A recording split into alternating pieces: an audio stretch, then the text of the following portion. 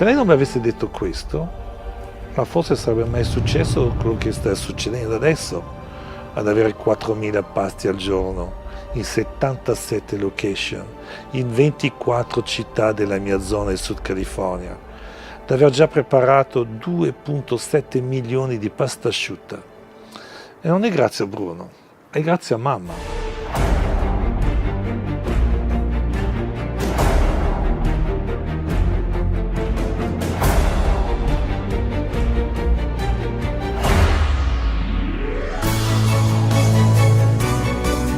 Quando io dico ho cominciato con un piatto di pasta, non ho cominciato con 4.000. Un piatto di pasta mi ha portato 4.000, ma io ho fatto un piatto. Tanta gente prende per scontato e non sa dire grazie. Io non prendo per scontato, dico sempre grazie, grazie, grazie. E mi auguro che questo dia ispirazione e faccia capire che cosa con poco si può fare tanto.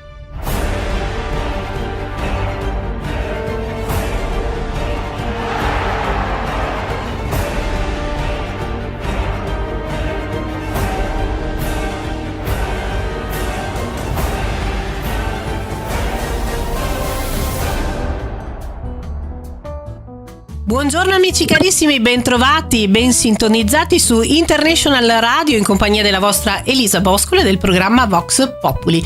Quest'oggi abbiamo un ospite davvero d'eccezione, siamo in collegamento esterno e lui è lo chef Bruno Serato. Ciao Bruno!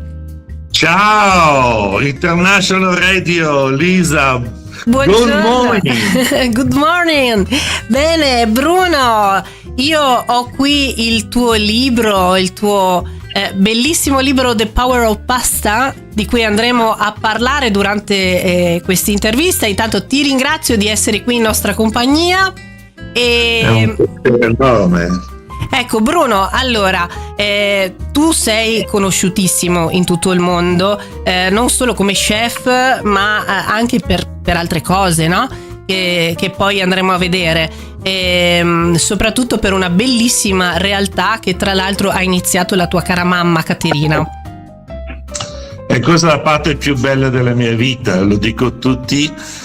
Quest'anno c'è una celebrazione speciale che è il 20° anno che abbiamo fondato la Fondazione Caterina's Club, e poi anche la celebrazione che abbiamo servito già 10 milioni di pasta a bambini che hanno bisogno, poveri, famiglie povere. Per cui quest'anno è un anno veramente particolare e Power Pasta ve l'ho mandato perché grazie al gruppo Lumi, che l'hanno anche pubblicato qui in Italia, sto facendo un po' di pubblicità su quello che si è creato negli ultimi 20 anni.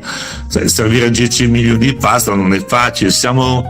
Oggi come oggi siamo sui 4.000-5.000 pasti al giorno, in 30 città nella zona Sud California, sud di Los Angeles, e abbiamo pure 130 location che portiamo tutti i giorni con 4 autisti, 4 camioncini, le paste preparate al mattino alle 6 nel mio ristorante e vanno su e giù nelle cittadine a portare la pasta. Un bellissimo progetto grazie a mamma Caterina.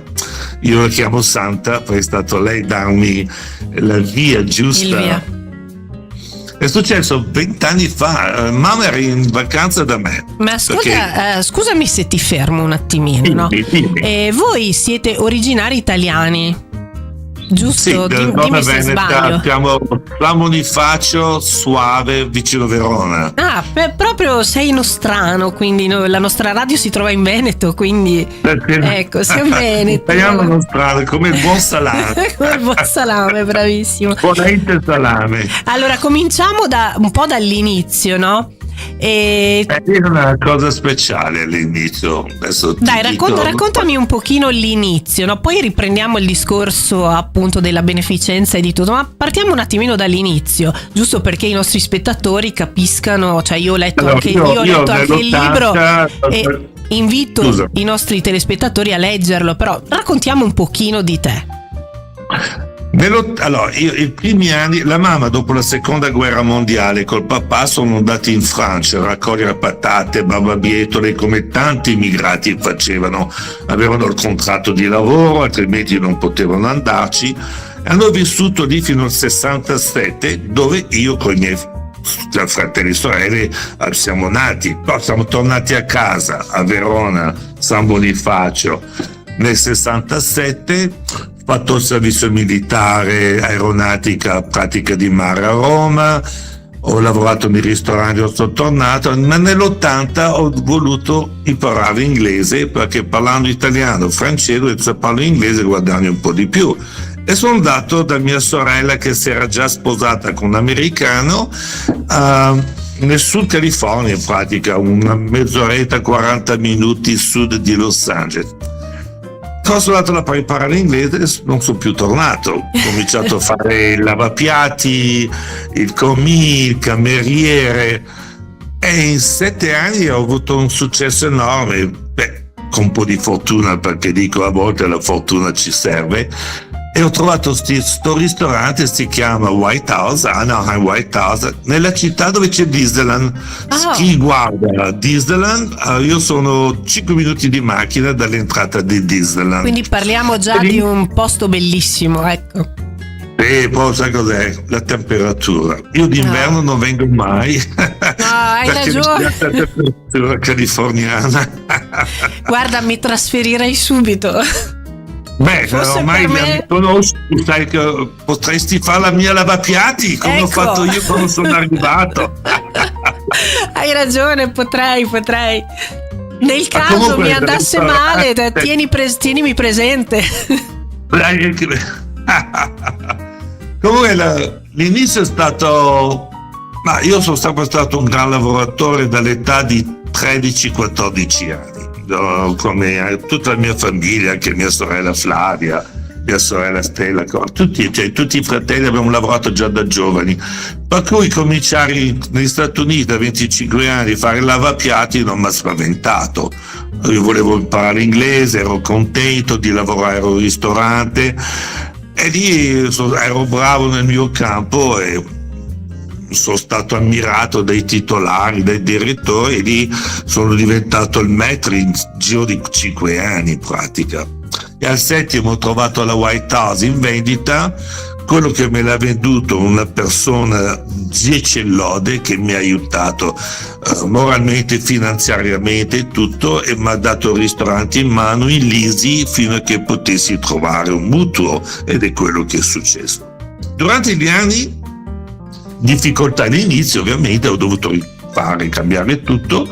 Ho cominciato ad avere anche delle star del cinema, abbiamo avuto tantissime persone che sono venuti nel ristorante. Ho fatto il catering per Madonna, Gwen Stefani, ho avuto amici del calcio italiano che mi hanno frequentato, Alessandro Del Piero. Potrei andare avanti, ma l'importanza è che nel 18 aprile 2005 mamma era da me in vacanza, perché lei gli piaceva fare l'inverno, rimaneva 2 o 3 mesi con me e mia sorella Stella, e dopo primavera se ne tornava a casa. Col 18 aprile 2005, esattamente 20 anni fa, siamo andati in sto club, in Italia sarebbe quasi un oratorio, certo, dove vanno i bambini eccetera, e lì però il Boys Girls Club è più un centro per veramente bambini poveri, che se la mamma e papà non possono prenderli perché vanno a scuola, ritornano alle 5 del pomeriggio a riprenderli. E c'era un bambino di 8 anni che mangiava delle patatine, cosa normale, vero? Sembrerebbe. Sì. Il direttore viene da me e fa: Bruno, tu sai che questa è l'unica cena che serviamo per questo bambino? Come dici cena?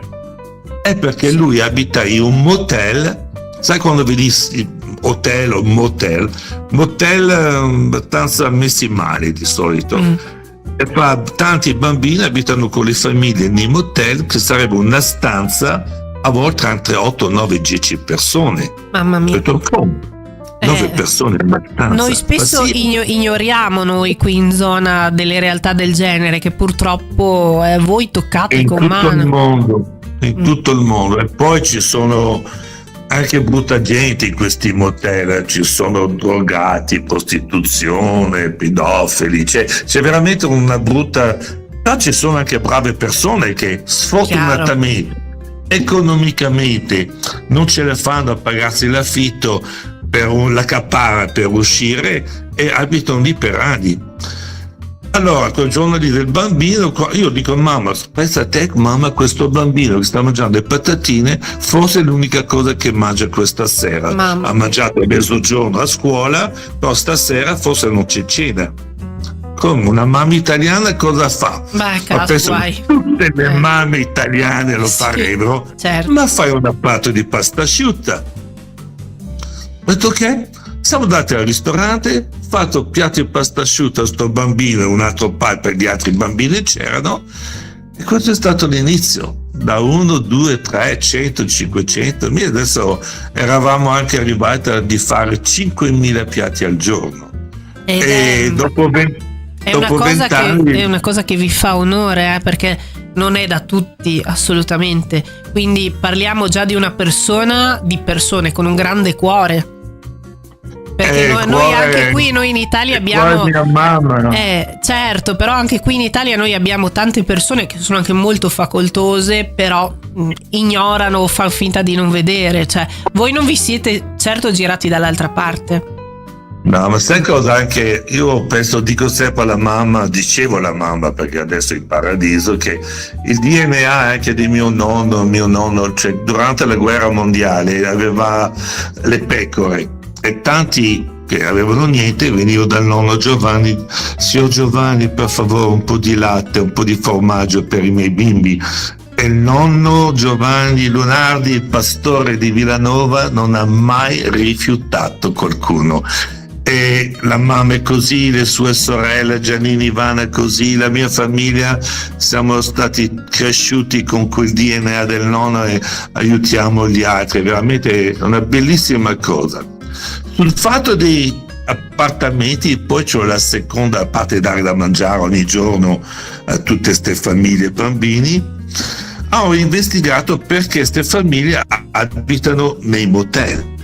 Ho detto, ma perché abitano in motel? Allora sono riuscito a parlare con papà e una mamma dei bambini che andavano in questo club e mi fa: ma Bruno, noi vorremmo andarsene da questi brutti posti, però non riusciamo ad mettere via la caparra, che sarebbe il primo mese del deposito. Certo. A quel periodo che ho fatto il primo movimento erano sui 2.000, adesso siamo ai 4.000, 5.000 a caparra. Allora ho detto: ma se io vi aiuto per andreste, sì Bruno, noi riusciamo a pagare l'affitto, però la caparra non riusciamo a mettere via quei 3-4.000 euro. Ho spostato sta famiglia, ascolta bene, 4 figli, mamma e papà in 6. Abitavano in questa stanza da 12 anni. Mamma mia. 12, non un mese, 2, 3, 12 anni. La figlia mi diceva che lei faceva i homework della scuola, i compiti della scuola, seduta nel toilet, perché è l'unico posto calmo che non sentiva troppo rumore per poter fare i compiti. È una cosa, guarda, ne ho viste dentro questi motel, erano tutti scatoloni fino al muro, che è la loro vita, certo, e dormivano in 4 sul letto di come facevo io bambino, perché i miei fratelli erano molto poveri.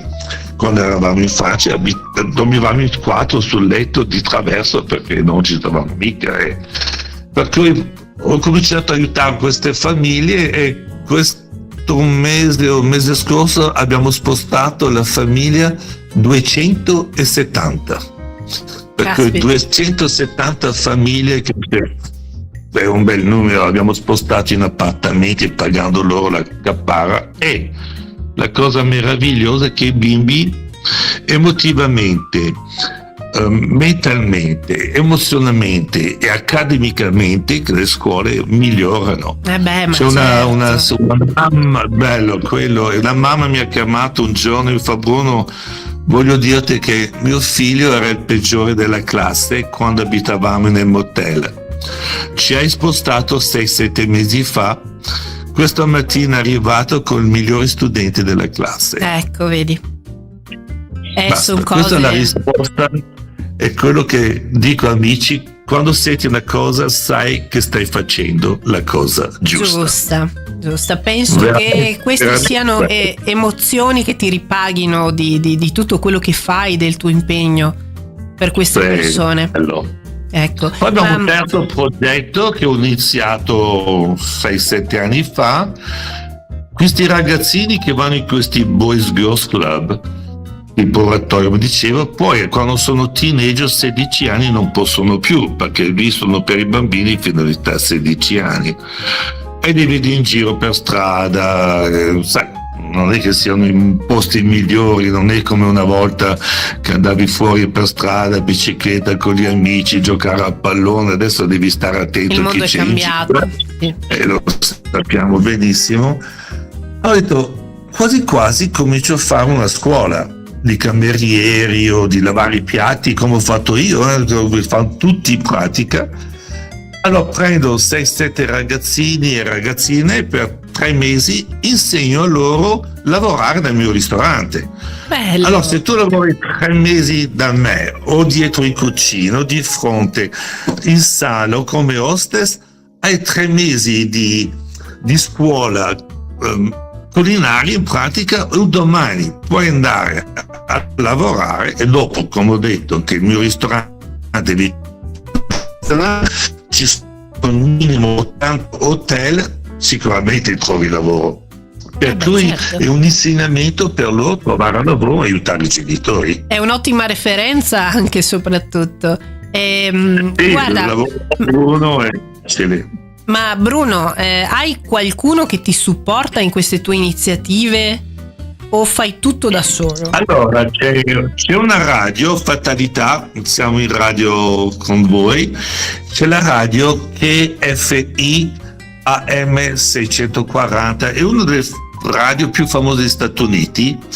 C'è il grande radiofonico, si chiama Bill Handel, che è quello che ha fatto dal vivo l'11 settembre di quella catastrofe in tutti gli Stati Uniti. Lui sei in un progetto con i suoi assistenti della radio, una volta all'anno, i primi di dicembre, fanno sta raccolta di fondi, di pasta, di un po' di tutto, e lì mi aiuta moltissimo. Poi c'è la famiglia Barilla, che mi ha visto un'intervista, se non sbaglio, con Antonella Clerici, facilmente alla RAI, che io non sono andato lì a fare il cuoco, sono stato proprio intervistato, perché cuoco lascio fare a chi è più bravo di me, io voglio solo pensare ai bambini. E la Barilla mi ha visto sul canale televisivo della RAI con l'Antonella e mi ha chiamato e ha cominciato a regalarmi della pasta. E la famiglia Barilla è stato forse il più grande supporto di pasta degli ultimi 20 anni, è stato la Barilla. È una famiglia eccezionale, ho avuto la fortuna di conoscere i fratelli e la compagnia, ho fatto degli speech a Dubai, a Brasile anche per loro, e loro sono sempre stati bravissimi a sponsorizzarmi regalandomi la pasta. Adesso ne ho altro un paio di compagnie che sto parlando, che mi hanno anche regalato, c'è la De Cecco, la Felicetti, che mi hanno regalato anche loro, però la prima in assoluto è stata la Barilla, che rispetto. Poi c'è anche il principe Emanuele di Savoia, che lui mi ha conosciuto tramite amici, non mi ricordo più come abbiamo fatto. Una volta all'anno, verso aprile, lui fa una cena con 200 persone per raccogliere i fondi per i bambini nostri. E poi faccio il gala, che quest'anno sarà il 20°, lo facciamo il 19 ottobre nella libreria presidenziale di Richard Nixon. Ogni anno faccio un gala, arrivano 400-500 clienti miei e li raccolgo fondi per quello. Poi, tanto per continuare come raccolgo fondi, tantissimi canali radio come voi o televisivi, CNN, NBC, Fox, ABC, ogni tanto fanno dei sketch su di me e lì riesco a raccogliere fondi online per Caterina's Club. Per cui, perché io non sono ricco, sono andato in America con $200 in tasca, ho dovuto rifare un ristorante, ho fatto un mutuo incredibile, hai fatto la tua perso il gavetta. ristorante. Hai fatto la tua bella La grande gavetta. E in più 8 anni fa mi è bruciato il ristorante da un problema elettrico. Certo, io ho letto il libro, tutto. quindi lo so. Purtroppo sì. Sì, infatti il gruppo Lumi, che è eccezionale, hanno prodotto il libro, hanno aspettato che io finisse a ricostruire, perché infatti avevo perso il ristorante da una cosa elettrica su un muro e mi ci è voluto quasi 2 anni a riaprire. Caspita. Non è facile. Lì era il momento che pensavo, ecco, torno in Italia dalla famiglia, torno nel Veneto dai miei, perché i miei fratelli e sorelle, perché ho perso tutto. Però la forza, dico sempre, una vita da gatto, 8 vite. E per fortuna. E la cosa bella che mi è successo quella mattina, che ovviamente piangevo, ero disperato, amici arrivavano. Poi ho cominciato a pensare, ma come faccio stasera a dare da mangiare ai bambini? Ecco, vedi. E era la mia prima, la peggio preoccupazione era quella di come farò. C'è un Dio, io credo, dopo c'è chi crede, chi non crede, ma io credo in Dio.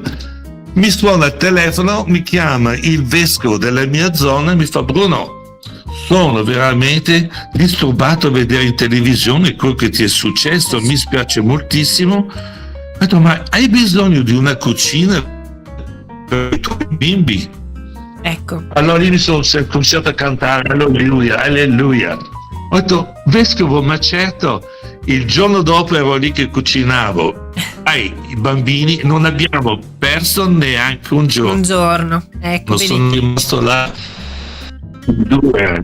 E poi sai che mi ha chiamato anche quel giorno una persona che conosciamo tutti nel mondo, che mi ha fatto un piacere enorme, Sofia Loren. Con Carlo Ponti Jr., suo figlio, hanno visto della televisione, ma Carlo mi conosceva lui fa beneficenza per bambini, la musica musicale, perché lui è un artista di orchestra, un maestro d'orchestra. Sì. E faceva con la mamma, Sofia, ma che io conosco Bruno fa quello per i bambini. Sofia ha chiesto di chiamarmi, mi ha chiamato e mi ha detto: Bruno, mi ha detto Carlo che brava persona sei, io sono sopravvissuta sotto le bombe quando eravamo a Roma, Napoli, queste cose qua, ti ho chiamato per darti coraggio. Mi ha emozionato, perché è un momento peggiore, uno dei peggiori momenti della mia vita è stato il fuoco. Ho avuto persone come il vescovo Sofia Loren che mi hanno chiamato, sono stati veramente di un aiuto morale eccezionale pure loro, insomma. Ed è stata citata anche Sofia Loren nel tuo libro, perché poi qui dietro, sì. Vedi, c'è anche qui nella dietro, adesso non so se riusciamo, sì. Ecco, qui c'è proprio ecco, The Power of Pasta è un incoraggiante tributo all'utilizzo ispirato e creativo del più famoso prodotto culinario italiano da esportazione. Bravo Bruno. Sofia Loren. Sì, è stato un piacere. E l'ho vista a settembre, ha fatto i 90 anni, come tutti sappiamo, a Roma. Carlo Junior Ponti mi ha invitato, sono andato ed è stato bellissimo, perché lei è stata felice che ero là con lei, ho portato mia sorella Flavia, e poi c'erano personaggi, Mara Vernier, che io amo da morire, che vediamo anche in sovraimpressione adesso le foto che ci hai mandato. Ti dico una cosa per quanto Mara. Ho ringraziato Mara perché durante il Covid, sai come eravamo tutti disperati ovviamente, lei ha detto: Mara, ti voglio ringraziare perché durante il Covid eri la unica, io in America, che potevo sapere che succedeva in Italia con sto Covid. Sei stato di una cosa incredibile da farci sapere tutto quello. Perché ho ringraziato Mara, è stato bellissimo di poterla ringraziare personalmente, lei è gentilissima. Poi c'era Albano, c'è un sacco di personaggi, ed è stato bello fare il compleanno, ed è venuta Laura Pausini a cantare una piccola canzoncina del film, l'ultimo film che aveva fatto Sofia, perché tutto l'insieme, e Sofia ama quel che faccio perché lei ha una sensibilità verso la famiglia, ama la famiglia sua e dice sempre che la famiglia è cosa importante nella nostra vita, e io con i bambini rappresento tutte le famiglie, abbiamo tutte le razze, tutti i bambini dell'età, per cui è bello vedere gente normale, non solo star che ti aiutano, poter fare da mangiare il bambino, spostarli, appartamenti o fare anche l'insegnamento della sola culinaria che faccio io. Bravissimo Bruno. E la tua è una vita molto molto interessante, oltre ad essere ammirevole, molto interessante. Io finché tu stai parlando io mi chiedo come hai fatto veramente come hai fatto, perché non hai intrapreso una strada semplice, assolutamente. Un po' allora, tanto amore, un cuore grandissimo e un po' di fortuna, forse, perché giustamente dicono la fortuna bacia gli audaci, qualcosa dall'alto del cielo, qualcuno ti ha aiutato, perché quando si vuol fare del bene dicono che il cielo ti aiuta, però non è stato non è assolutamente facile, non è una cosa semplice. Se uno si alza domani mattina e vuole iniziare a fare una cosa del genere in un qualsiasi posto, oddio, non è una passeggiata assolutamente, e non è detto che ci si riesca. Tu sei riuscito, mamma Caterina è riuscita, e tu sei riuscito e stai tuttora portando avanti tutto. Lo dico sempre, per poi tra l'altro, anche se ormai ho il passaporto americano, però sono sempre italiano, sono un italiano in America, per cui sei sempre anche uno straniero all'estero, cioè per quanto un pochino sì. Sono accettato braccia aperte, però dico sempre, infatti quel radiofonico Bruno, cosa ti senti? Te italiano, francese? No, io sono italiano. I nonni, i genitori, la famiglia italiana, abitiamo a San Bonifacio. Non è stato facile. Il cuore di mamma, l'anima, io dico Santa Caterina, perché il cuore di mia mamma, dei suoi familiari, dei miei familiari c'è. Allora lì ti dà una forza. Il lavoro, come ho detto prima, non ci ha mai spaventato. Cioè, mia mamma, 7 figli, un papà, e faceva barbabietole, patate, sempre lavorato, puliva le case. Per cui casa mia, cioè parlavo l'altro giorno, mia sorella faceva le risaie a 13 anni, Vercelli, prendere il riso, aveva 13 anni, e ne parlavamo, ho detto, ma Flavi, ma tu pensi, ma da un bambino oggi come oggi a 13 anni, impensabile. Le zie è la stessa cosa, per cui siamo cresciuti con grandi lavoratori in casa nostra. All'estero devi lavorare, se tu vuoi riuscire devi lavorare, ho sempre lavorato. Dopo, come hai detto anche pure tu, un po' di fortuna ci vuole. Cioè io quando ho conosciuto il gruppo Lumi, il produttore del libro, mi fa: Bruno, cosa dici? Farebbe piacere, ed è lì è partito. Adesso 15 giorni fa avevo un produttore inglese, però è venuto qua con un PR mio perché vorrebbero fare docufilm sulla mia vita, perché Bruno, con tutti i personaggi mondiali che hai conosciuto, perché Robbie Badger che ha fatto la prefazione, Alessandro Del Piero è l'ambasciatore internazionale, Fabio Lamborghini ambasciatore in Italia, però non solo loro, ma persone normali come te e me che abbiamo conosciuto hanno fatto parte di questa cosa. Io dico l'influenza del bene, perché poi tra l'altro gente che mi ha visto nella CNN, che mi hanno scelto uno dei 10 eroi nel mondo, nelle radio e televisione, che io ringrazio sempre. Sai perché? Perché mi hanno visto in TV o in radio, gente l'ha fatto nei propri paesi. C'ho un amico che adesso ha fatto cosa mia che chiama caffè, e ha fatto in India, in Africa, il Nepal, il Filippino dà da mangiare ai bambini e mi fa: Bruno, sei stato il mio idolo. In America l'hanno fatto Oklahoma, Texas, Chicago, io faccio Messico, abbiamo fatto in Italia e abbiamo anche in Etiopia, per cui è stato in tutto il mondo il progetto Caterina. Ognuno pensa ai suoi centri, io penso al centro mio, che già ne abbiamo abbastanza, perché sono 130 location, 35, per cui il bene ho pensato dappertutto e quello è veramente buono, però ci vuole tanta forza. I miei fratelli e famiglia dicono: come fai? Piace il mattino Caterina, appena sei quasi finito Caterina vai al ristorante, sei là tutte le sere. Io saluto tutta la clientela, perché chi viene aiuta il ristorante indipendentemente dal Caterina's Club.